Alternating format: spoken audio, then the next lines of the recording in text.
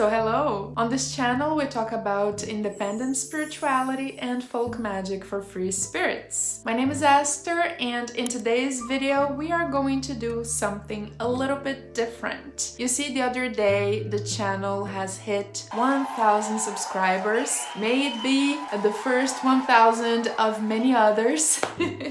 And in order to kind of celebrate this number, I decided to join a tag video that pretty much everybody in the spiritual community has done a while ago, some months ago, which is, I believe, my magical YouTube journey, something like this. I am going to link the creator down in the description, okay? If I'm able to find them, I will do my best, but hopefully with this video you will be able to get to know the channel and I a little bit better. And yeah, without any further ado, let's dive right in. So the first question is, how long have you been on YouTube as a content creator? So a fun fact about me is that this is in fact my second channel. I have had another channel before for several years, but the problem with that channel is that I never really knew what exactly to do with it, and I did everything at once. It was more like of a personal approach, and it's in Portuguese, but I never really had one central theme that brought everything together.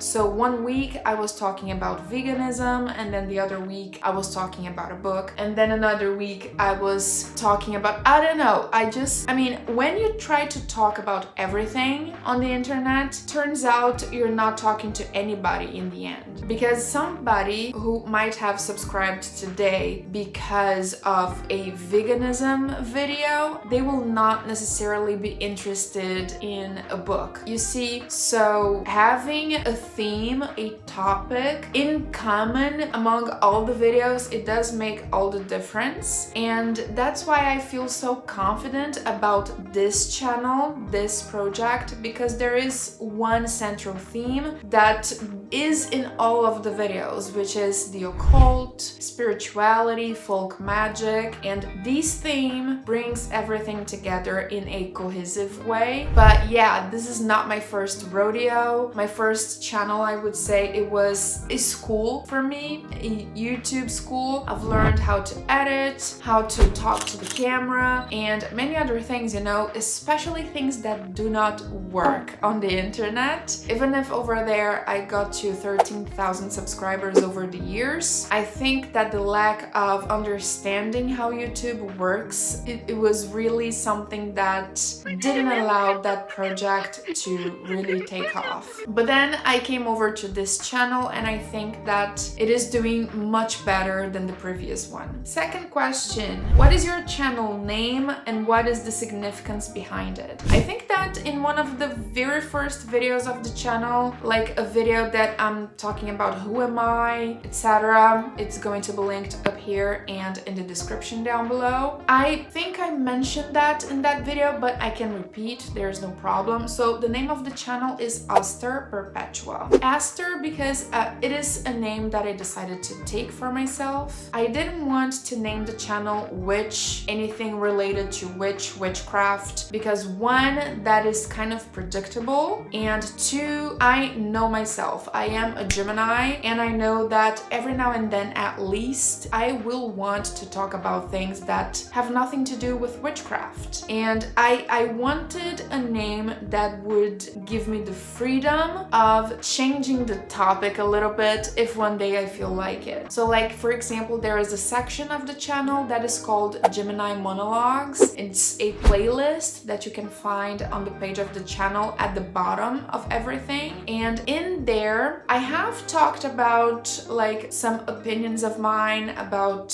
witchcraft related themes, but I might come with a more personal video in the future and put it there. You know, like for example, I have recently been through a breakup that has nothing to do with spirituality or anything, but it would be nice to have a platform to talk about that. And I might someday come up with different ideas, you know, because as the years go by, things change, we change, and we never know about the future. So I didn't want to have a channel name that would make me feel tied to one theme and one theme only. I know that I have just talked about the importance of having a theme, but it is also important to have the freedom to come and go, you know? I will not be so all over the place like I've been with my first channel, but I might change over the years. The channel is about Aster, yours truly. And everything that belongs to my life and things that I'm going through. So that's why I also have the vlogs. Of course, that at the moment everything has been very much submerged into the occult and my witchcraft practice, my spiritual practice, but one day that might change. So that's why I chose to put my name as the name of the channel, and why Aster and why Perpetua, because of course those are not the names written in my documents. I wanted to choose something that was completely like out of the box, unexpected, different, something that you wouldn't find anything similar in another channel. So I took a moment to think, and I really like plants. I have like 20 potted plants at home. So I chose two flowers. One flower that I found here in France and one flower that I have found in Brazil. So Aster is a flower that I have found here. I had never seen that flower before. I think it is so beautiful in its simplicity, and that's what makes it captivating. And then Perpetua, the Perpetua flower has something very special about it as well, because it is an evergreen kind of flower, which means that even if it's been plucked and dead for a long time, it still looks like it's super alive and colorful and in good shape. I think that's such a symbol of resilience, of, you know, just keep going regardless of the challenges that life throws at you. And as an immigrant, that's exactly what I do every day. So that's why I chose Aster and Perpetua. I have to admit that sometimes I feel a little bit conflicted about the name. I wonder if it is easy to remember or easy to pronounce, because on the internet it's important to have a name that people will remember and that people will easily find. And I'm still not sure if Aster Perpetua is exactly that name. So something that might also happen is in the future is that maybe one day the channel will change names. Maybe someday I will think about a rebranding kind of thing, but not at the moment. I really like the name. I think it is unique and you will not see anything similar anywhere else. So next question, what inspired you to start your channel? So a couple of years ago, I started consuming a lot of spiritual content on YouTube particularly. I started watching many channels from Brazil and also from other countries, and something that I noticed first of all was the lack of diversity, be it in Brazil or in other countries. It's always no shade, okay? There's like no shade meant, but it's all white girls talking about more or less the same things, very similar topics, and I felt like I had something different to bring to the table, not only in terms of diversity, representation, because I know how much it matters to look at people who are similar to you. So maybe people who have an afro hair out there watching me, they might feel closer to me and they might feel that I am more relatable to their reality because we look alike, and I know how much representation matters. So for me, it is very important to be here. Like, it is almost 11 p.m. I went to work today. I am tired. I would love to be in bed right now with some chamomile tea.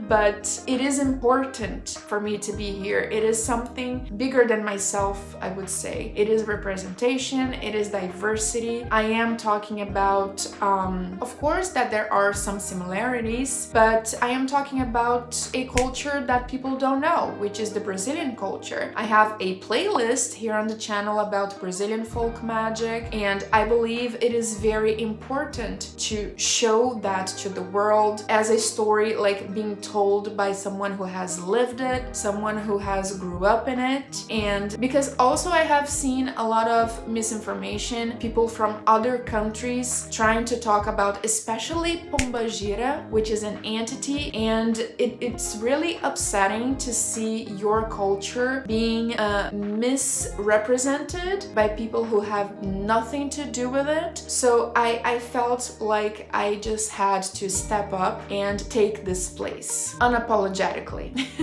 So yeah, there you go. Diversity, representation, being a voice for a culture that people from other countries know very little or nothing about. Those are the reasons why I decided to start this channel. As a matter of fact, I have started on TikTok and I migrated over here after some time. Next question, is there a new style of content that you want to try? Well, if I had the time and if I had the gear, I would love to have more self-made B-roll. B-roll are videos that we put on top of the A-roll. A-roll is me here talking to you, and B-roll is anything that goes on top of it to demonstrate something that I'm talking about. That's B-roll. I would love to be able to do more B-roll of my own. I currently use a lot of stock footage because that's the best I can do at the moment, but I would love to be able to do more of my own extra footage to better represent the things that I'm talking about in a more personal way. But well, we gotta play the cards we are dealt, and at the moment I can't really do a lot of B-roll on my own. Next question. But as soon as I'm able, I will definitely do more of that because I think it makes all the difference. Next question, what are your hobbies outside of your channel? Well, outside of my channel, there are many things that I like to do, especially watercolors. I have one right here that I can show you. This is a very nice one that I've made in 2021. I will have some more like footage on the screen so you can see it better because with this lighting it's not that detailed, but I really like to play with watercolors whenever I have the chance. I really like to read. I'm always reading multiple books at a time, especially non-fiction and books related to spirituality, of course, so I can better myself and better my practice. And I also really like to embroider. I like to make things that I can use, For example, I have this little bag here, embroidered little bag that I've made, and I have pencils and pens in here. I like to make things that I can use. This bag, for example, I not only did the embroidery, but I also made the entire bag myself. I put the zipper and everything. I think that I can say that I like things that are unique and that cannot be found anywhere else, like this little pencil case I've made. There's only one of it in the entire world and it's mine. Also, I've made many of my tarot pouches. I've made like 3 or 4 of them and I'm very proud of how they turned out because they are super cute. I've made the embroidery and I've put together the entire bags. I don't do more of them because it takes a long time to get them done, and I have been asked if I would consider selling them, and absolutely no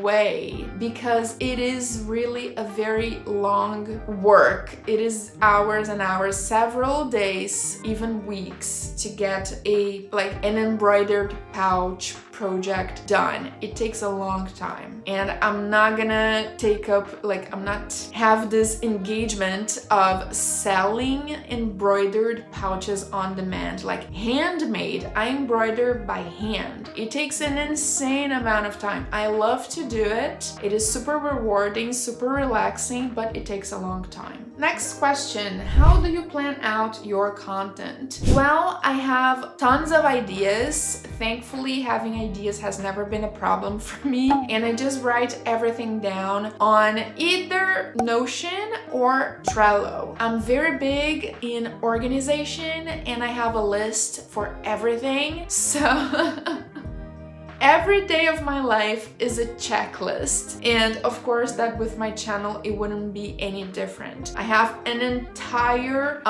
spread on Notion where I organize every single aspect of the channel. I think I can show you a little bit here on my phone. So I have several different tabs here, and yeah, also stuff here at the bottom. I'm not gonna show much. I am super organized, and every single aspect of the channel is written down somewhere and has been thought through. I am a little bit flexible with like which video is going to come out at what date, so I can change things around a little bit, but I need that organization, that monthly schedule kind of thing, so I can know what to do and when to do it. Especially now that I am working with an editor. He's been editing my videos since January, the beginning of January, and it's been so helpful. Oh, thank you so much, Juan. He's Brazilian too. He's all the way in my hometown editing the videos for you guys, because now that I have a job, I am just unable to do the editing. But well, next question. What are the tools of your trade? I think that this question is about gear, the equipment that we use, and for the time being, I film on an iPhone 10. That's my filming equipment. I also have a softbox over here for when I need to film at night, like today. And usually in the description, I have everything I use linked. There's a link to Amazon if you want to check it out. I really would like to buy a camera, but I'm not sure when I will be able to, you know, just to have better quality, a little bit more depth in the image and everything, but one day at a time. And by the way, back in the days when I was editing my content myself, I also did the editing on the iPhone, okay, using an app called CapCut. So yeah, you can do a lot with the phone nowadays. Next question. As a content creator, do you experience burnout? If so, what does that look like for you and how do you recover? So as a content creator that has a job, I do experience a lot of fatigue. I can't say that I have had a burnout. I don't think so, not yet at least, but it can be very tiring for sure. That's why I decided to work with an editor, because I knew I would not have the energy to keep doing everything for the channel myself and also having a day job. So that's something that you can do as a creator. Delegate, you know. If you feel like it is becoming too much for you to do on your own, get some part of the creation process and pass it on for someone else to do it for you. It has been really a huge relief to have someone else to edit my videos. And now Juan, from February forward, he's going to be in charge of editing the videos for Patreon as well. So I'm not gonna do any more editing of videos, only like pictures and texts for Patreon, the upload for YouTube. But yeah, it is very important to know your limits and to share the load of work if you can. Also, I think that having dedicated days to do the filming is very important, because then you can give yourself time off on other days. Like today, I am filming at 11 p.m., but then tomorrow I will not be doing that because I've done it already today. You see what I mean? Next question. Which video are you most proud of and why? I would say that I am definitely very proud of my video Why Most Witches Are White, because that's probably a thing. I have gotten comments of people saying that, oh, I've thought about that as a matter of fact, so it is very good to see somebody speaking on it. I am very proud of that video because it is a sensitive subject and it is something that nobody was addressing directly, and we gotta be aware of racial themes, you know? It's not only about the color of the skin and the texture of the hair in itself. There's a whole structure around it that stops people from occupying spaces, and I talk about that in that video. Not to mention cultural aspects of the thing that if you haven't seen it, if you haven't seen that video, it's going to be linked up here and also in the description down below. I'm not gonna repeat myself here, like repeat the things that I've said on that video. Make sure to take a look at it, but I am very proud of that video. Also, the video that I talk about Umbanda and the video that I talk about Pombagira, I am very happy and proud to represent my culture, even if I'm not a specialist, I'm not a religious authority. It is for me an honor to be able to sit here and like tell the world about the culture that I come from. So yeah, like 3 videos that I am proud of. Next question. Who inspires you within the magical pagan YouTube community? My biggest inspiration for actually started talking about spirituality was the Witch of Wanderlust. As I have mentioned at the beginning of this video, I've had a channel before, but I've always felt very lost about what to do with it and how to conduct that channel. But the day that I found the Witch of Wanderlust's content, I was like, this is what I want to do. Yes. So it kind of lit, like it was like this light bulb lit up in my head, and I finally felt like I knew what to do content-wise. So the Witch of Wanderlust is a big inspiration for me, also because I feel that she, like within this spiritual witchcraft community, she's one of the few creators that really understands the role of video making and like how to transmit emotion, how to tell the viewer what to feel while they're watching, and how to, like, the importance of storytelling. She's one of the few that understands how to use all of that in a video, and that's why she's gotten so far with her content. Pure talent. I really like what she does. I have other inspirations that are outside of the witchcraft community, and I am going to mention them because I think they deserve. I really like Life of Riza. She's a professional video maker, so her content, even though the videos are short, it's like a movie production kind of thing, and she does the storytelling and emotion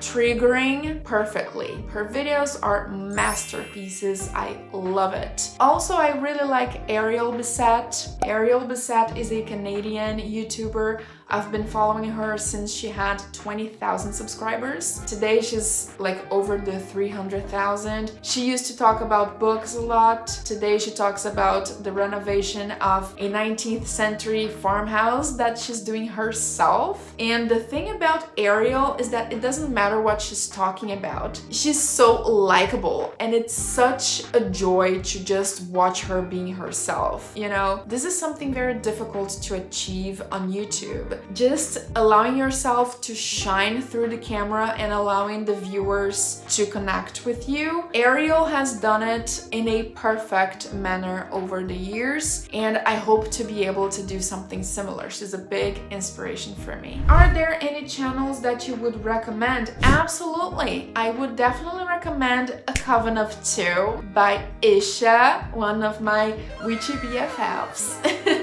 I really like her take on things and how she has a political approach to spirituality and witchcraft and the niche, the pagan niche in general. Also, Poirier, the creator of Juju Time, which is another creator of color. She's a hoodoo practitioner, so if you don't know her, if you don't know them, Isha and Poirier, make sure to check them out. I'm gonna link them in the description down below. Next question, what do you like and dislike about being on YouTube? I really like being able to have a creative outlet that nothing else in current society allows us to have. I can just sit here, speak my mind. I am the boss of this whole thing. What I decide goes down and nobody has a say in it. I am the boss here. And that feels great. That feels great because more often than not, we spend our times obeying and conforming to the ways of society and being part of other things in which we don't really have a voice and it's not us who decide anything. So it is great to be responsible and in charge of something that is your own. It is marvelous, in my opinion, to be creating something that is mine. It is mine and I do with it whatever I want. It is magical, I assure you. Being on the internet is a little bit ruthless. Like, growing an audience is something that takes a long time and there's no manual for you on how to do it. You have to figure it out yourself and how to keep relevant. Like, for example, on TikTok, I have more than 50,000 followers, but for some reason, they don't seem to find my channel or my Instagram account interesting. It is complicated to be relevant across different platforms and to remain relevant over the years. That's a challenge that we have to take up as creators as best as we can, but it is very difficult, especially when it becomes your income source. You can't, you kind of become dependent on the internet and you have to be creative and you have to keep posting and you have to keep relevant. That is a struggle, even if it doesn't look like it. I'm not there, at least not yet, but I understand how it feels. I just realized that I have skipped one question. Do you believe there are misconceptions about being a magical or pagan YouTuber? Definitely. I think that there are misconceptions about being a content creator, period. But being a pagan or witchcraft creator has some particular misconceptions to it. I think that many people look at the creators on the screen and think that it is very easy to be here. You just sit in front of a camera or a phone, like in my case, and you just say whatever comes to mind, and there you go. You draw a few tarot cards, even if you picked it up 2 months ago, and there you have it. I can be a witch as well. I think that many people don't really understand what being a practitioner means, and they just think that they're gonna, I don't know, draw a pentagram on the wall and put on some black lipstick and there you go, I am a witch too, where's my camera?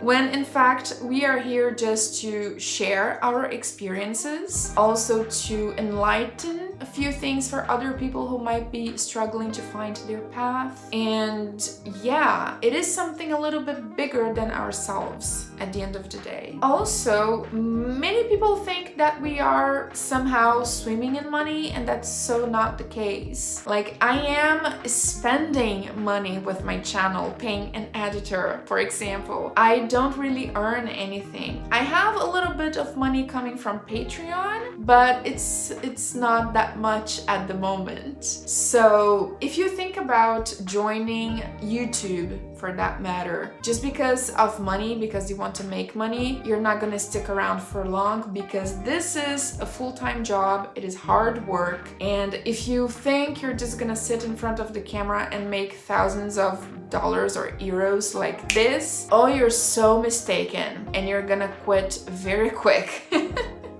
Because this is a lot of work. A lot of work, my God. It looks easy from the outside, but my goodness. Only people who are on this side of the screen no. Next question. What are some of the challenges and struggles you face creating on this platform, and how do you overcome them? I would say that the biggest struggle that I am having at the moment is having energy for everything, for Patreon, for YouTube, on top of having a job. Your girl here is struggling to be a useful part of the capitalist society and pay her bills.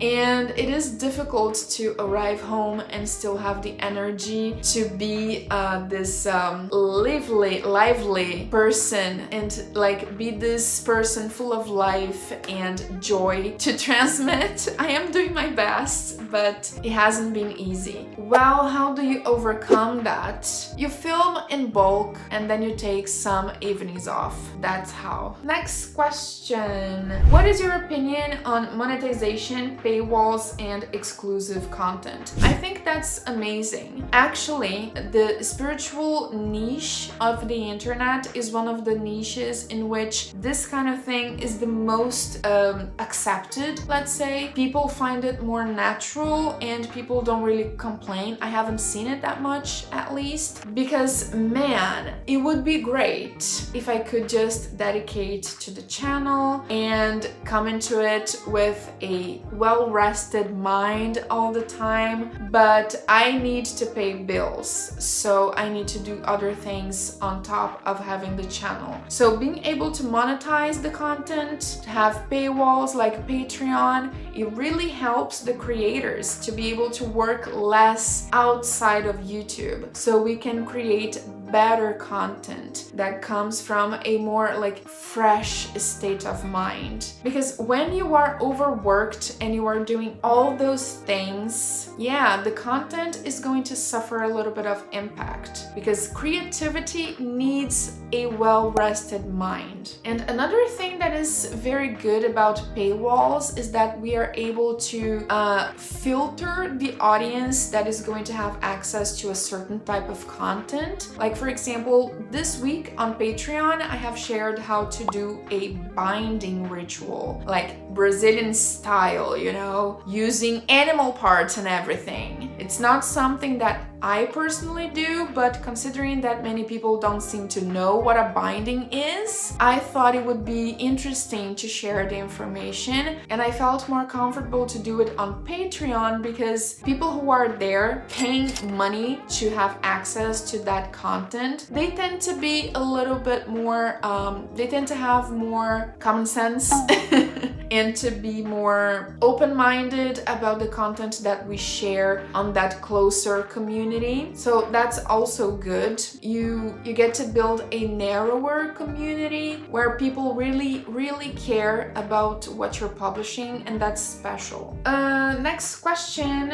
Do you have any boundaries on this platform? Why or why not? Yes, I try to keep personal, sensitive information as private as possible. Like for example, I have never mentioned in which city exactly I live. I am in the suburbs of Paris. That's okay for me to say because the suburbs are enormous, but I wouldn't say the city exactly where I'm located. Also, even if we have a small community, a small audience, we need to be careful with locations because stalkers do exist. Like the other day, the Green Witch talked about stalker problems on her like personal channel, and that's so damn scary, you know? So as much as I can preserve my location, I will do that for safety reasons. Like the Green Witch shared her experience with people finding the place where she lives and trying to break into her house. That's so scary, and I don't want to go through anything similar. I think that's basically my biggest boundary, not only with YouTube, but also on Instagram. I am very careful about sharing my location. Next question. Do you have any current goals for your channel? Well, I think that we can have goals, but not everything depends exclusively on us. I am doing the best I can, but I can only like post and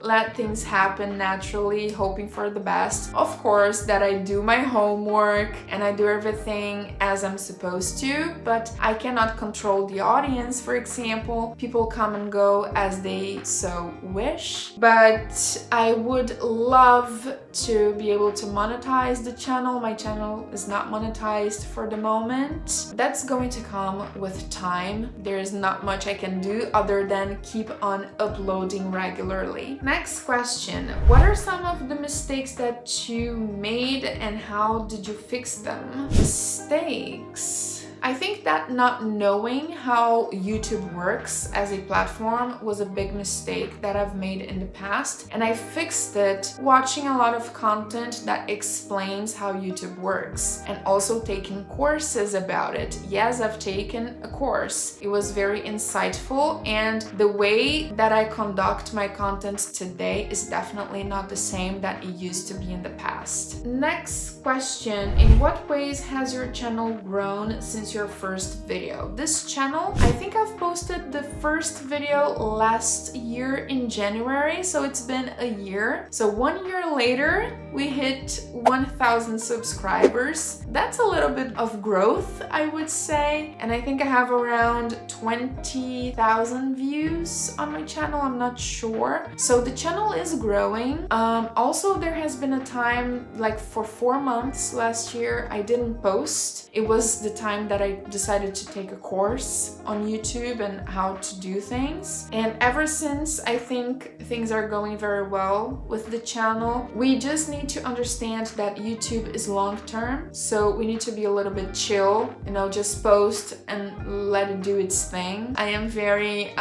satisfied with how things are going and how the channel is growing. Little by little, you know, step by step, we will get far, hopefully. Next question.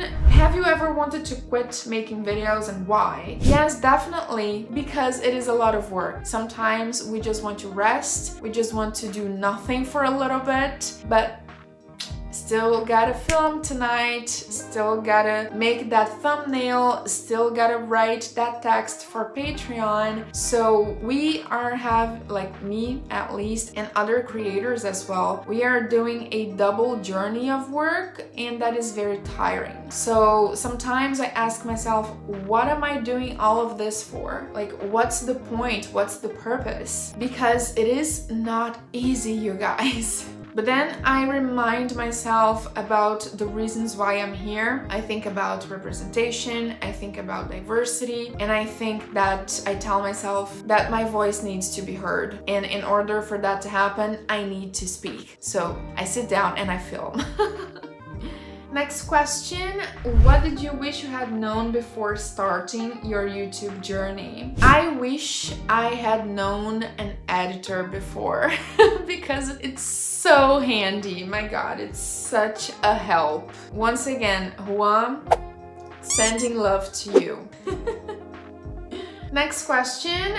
Do you post on any other platforms? Yes, I post on Instagram, but on Instagram you're going to see a little bit more of a personal thing. I don't necessarily post tutorials or information videos on spirituality on Instagram. Of course that the content is related, but it's a little bit different over there. I still have my TikTok account published, but I don't post anything there anymore. I can talk about that in another video sometime. But yeah, those are my current platforms. Go ahead and follow me on Instagram, okay? And next question, do you have any advice for anyone starting a YouTube channel? Yes, I want you to ask yourself what makes you different. You don't want to come to the internet to be like, to do something that somebody else is already doing and to do it worse than they do. What's unique about you? What do you bring to the table? What makes you different and what makes you unique is what will make you stand out. You will not stand out trying to fit a mold. You will not stand out trying to copy anyone. You will not stand out doing what everybody else already does. Be different. Dare to be different. Embrace your uniqueness. And don't mind about the gear. Start with what you have. That is enough. So, if you've watched this far into the video, make sure to pay a visit to my Patreon page. It's the first link in the description down below, and over there you will have access to exclusive bonus content for only 1 cup of coffee per month. Like I have mentioned multiple times during the video, I share a little bit of my personal practice of like spells that come from my culture of origin and personal ones as well. Also, there's some divination, tarot readings, and much more. So make sure to pay a visit and to take a look. As always, thank you so much for watching, and remember, practice makes perfect. So let's get witching. Bye bye, and I'm gonna go straight to bed. Bye bye.